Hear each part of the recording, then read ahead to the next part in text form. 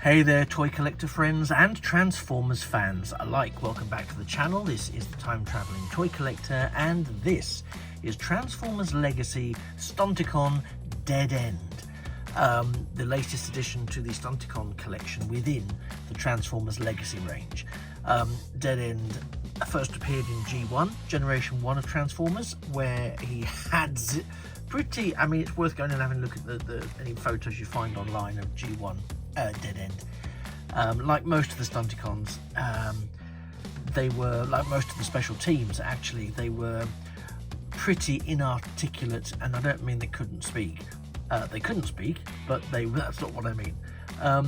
They had like 0 points of articulation, whereas the new range, the new reimagining of the Transformers Legacy universes really does go all out to make sure that these figures, as a matter of fact, are far better. Before we take a look at the figure, a quick look at the packaging. We've now lost the plastic box elements. So the window's gone. It's now open air. Dead End. There's a picture of Dead End in his alt mode, his vehicle mode. Down the side we have some artwork of Dead End in his robot mode, which you can sort of see there. This side is this traditional Legacy artwork down the end there. There's drag strip making an appearance, and on the back we have the obligatory product shots of Dead End in robot mode, and of course Dead End in vehicle mode, and an awareness that he is 3 of 5, which will combine to form a Menasor, although he is in fact the 4th release. So we're very close to completing the set with Wildrider, and then we shall be able to merge them to have Menasor. So Dead End, let's bring him in closer to have a bit of a more detailed look. He's got a very nice face sculpt there. I really like, not that I usually goes to the accessories too early on, but I really like the colouring and the paintwork around the weapons for Dead End. That sort of metallic purple hue on the blue, on the black plastic moulded weapon. So he's got one there. He's also got another one attached underarm here. There's various ports you can attach them to. I've just gone for that configuration to free up his other hand. But yeah, I really like that colour scheme, and it also it follows through to his metallic purple visor above his orange faceplate. It's a really nice face and head sculpt all in there. Decepticon insignia on his chest. Something I've noticed with this range, which is something that I don't fully embrace, is the lack of Autobot and Decepticon insignia. Now, when they were in Generation 1, which of course is when I was properly collecting Transformers as a child to play with and to drive at each other and to smash and bash and crash, they would have Decepticon insignias in very peculiar places all over the shop. Some would have them on the leg, some would have them on their arms, some would be upside down, but they were there. And of course Dead End does have one, but it's the fact that that's what prompted me. It's because I'm aware that not all of the Stunticons have a visible Decepticon insignia in their robot mode, and it just struck me as a bit of a strange design choice, really, because for me, if you're a Decepticon and you're an Autobot, and you're trying to be true, I get that you're trying to be true to the cartoon and the animated series within this aspects of these lines. That's great, but give the Autobots an Autobot insignia and the Decepticons a Decepticon insignia, for goodness sake. Anyway, enough of my whinging and moaning. So let's use some of the fluff that's worked its way onto him there, which is now proving to be a challenge to get off. So yeah, there's some lovely detailing on the chest unit there. The arms have got these door panels which shield him. They are filled in the main, where we would normally see, so we're not worried too much about hollowness there. The feet are a little bit peculiar in so much as they're quite small. There is some ankle tiltage with it, but very, it is a bit of a cut there. But there's enough to give you some dynamic posing. All of the routine and regular that we would expect from a modern figure. Leg articulation and arm articulation is present, which is of course what we would hope for. A little bit of a backpack because of course, but it's not one of those strange ones which have got people talking. It is a solid entity, and we'll see a repeat of that other format when we look at Wildrider separately. But yeah, all in all, I think this is a really nice figure. The legs are a little bit blocky towards the back, but if I were to compare them, and I'm about to, with G1, then the fact that he's got legs that are independently articulated is great. And to be honest, one of the things I think I used to, in my imagination slash headcanon slash whatever you want to call it, around the points of articulation and movement for Transformers figures back in the early and mid 80s, was the fact that you know, on Cybertron, there's no reason for them to conform to two arms, two legs standard format that we would judge them by, because that's, you know, nigh on robotically racist for me to apply what I think they need to look like. It's just the fact they happen to transform into robotic forms that had two arms, two legs, and a body and a head in the majority of cases. So my headcanon to get around it, to support my imagination, was that, well, actually Cybertronians don't actually have to look like that. They've got other ways of moving. I know it's nonsense and it completely got overridden by the cartoon and the comics, but that's how I survived the chaotic world of Transformers with no articulation back in the 80s. And actually, there's a lot of debate around, and I'm digressing slightly, the Michael Bay films and some of the robotic forms in there. I think one of the particular ones was the Constructicons when they appeared in Revenge of the Fallen, I think it was. And some of the robot modes in Revenge of the Fallen of the Constructicons were, let's say, not traditional robot forms. And I think it's a shame that they were badged personally as the Constructicons, because to me the Constructicons will always be the Constructicons as we knew them in G1, and apologies if that's heresy or whatever. But it's just my personal view, and I'm sure other views quite rightly will vary. But we got an interpretation of Constructicons in the film that were different, and all were, you know, quite rightly not green and purple, because that was strange. But they were very different. But what I appreciated was that they didn't necessarily conform to that standard robotic form of two arms, two legs, etc., etc.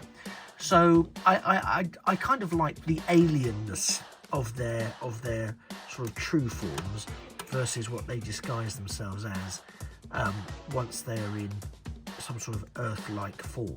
So I have no problem with that. I think possibly I just would have liked them to have been called something else, because I think if you're establishing that the Constructicons are going to turn up in a movie, it does create a bit of a fan ripple of what that looks like, and then when it doesn't look like that, well, it's probably a little bit of a problem for the fans. So it's I don't know if I'd call it fan baiting, but I probably would be far away from that. Anyway, that's enough from me and my controversial viewpoints. I'm now going to take a couple of seconds to take Dead End through his transformation. I'll do that off camera so that you don't hear me swearing and cursing and panicking when I think I'm going to break him. And then if there are any pinch points, etc., I'll feed those back to you in a second. There are plenty of videos if you want a tutorial on transformation. You can go and watch. There's MGO, Prime versus Prime. There's so many. So go and check those out by all means. Okay, so in the meantime, stay tuned, don't blink, and I'll be back before you can say Menasor. Although Menasor will be something we're looking at very soon. Anyway, here he is in his alt mode, and actually that was a very straightforward, very easy transformation. I'll just bring him a bit further forward, turn him around a bit so you can see. Very nicely done. I'm just going to pick up on the point I was making before I transformed him. which was around, see there's some of the bits not staying tabbed in as perhaps as well as they should do, but I did do it quite quickly. Although impressively I was able to do it quite quickly, which is quite nice. They don't always play out quite like that, so let me bring it back into shot for you. So ignore where some of them aren't tabbing, and I'll sort that out shortly. But yeah, overall the instructions were extremely clear. All the parts moved where they needed to move. There was no, for me, areas that I was particularly concerned about any weakening or weakened joints or parts of the plastic that may have suffered from the transformation. I'll pick it up in a second, and then I'll sort of try and force some of those tabs back in as they seem to be coming loose now. It's settled down. But again, the detailing on the car is really, really nice. It's very reminiscent of Dead End's G1 format, but my recurring criticism, observation, is that there's no Decepticon symbol here. Now, I appreciate he's in disguise, blah, blah, blah. I get that. But, you know, part of the gimmick was that there would be a Decepticon symbol, or Autobot symbol or whatever. And that is, again, missing from this figure. So anyway, that's just my minor gripe.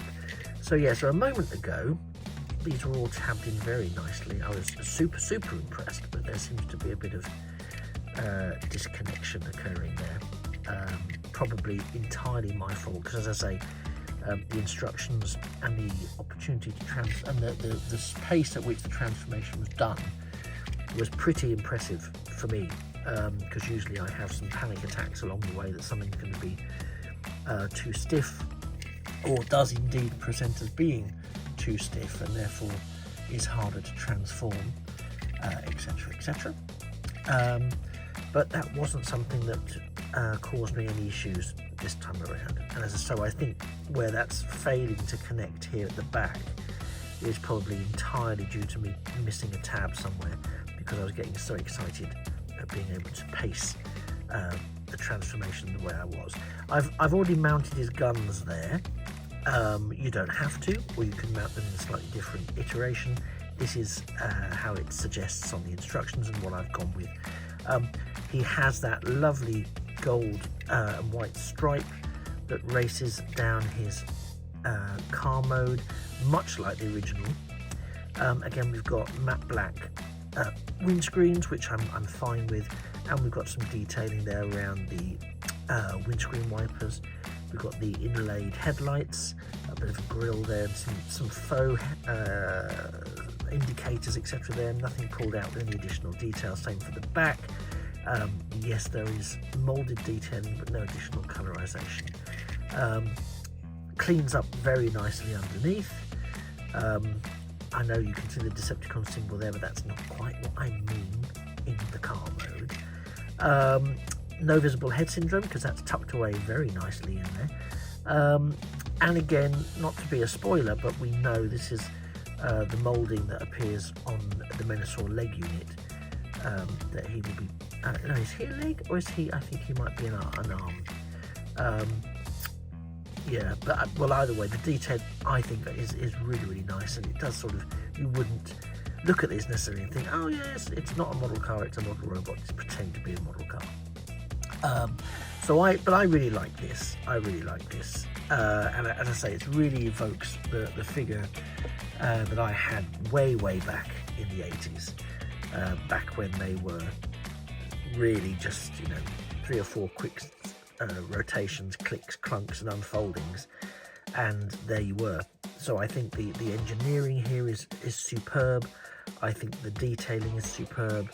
I would like to see a bit more prominence of Decepticon insignia, but it seems you can either have it in vehicle mode or you can have it in alt mode, but you can't have it in both. In some cases, I know there are other exceptions. Motormaster, for example, is a prime example of an exception to that, but I think you know what I'm saying. But it's just a minor gripe, really, just an observation more than a gripe, and I'm entitled to have my observations. I'm sure you've got plenty yourselves. So yes, does Dead End deserve a slot on your shelf? Well, let's be honest, if you're collecting the Stunticon so that you can make Menasor, not only does he deserve a slot, he needs a slot, because he's going to be part of the Menasor makeup. alongside his Stunticon compatriots. I will put him alongside the ones that we have so far, and I'll do a couple of photos for you and include those at the back end of the video, as I tend to do. Thanks very much for sticking with me for the last 12 or 13 minutes. You've been a fantastic audience.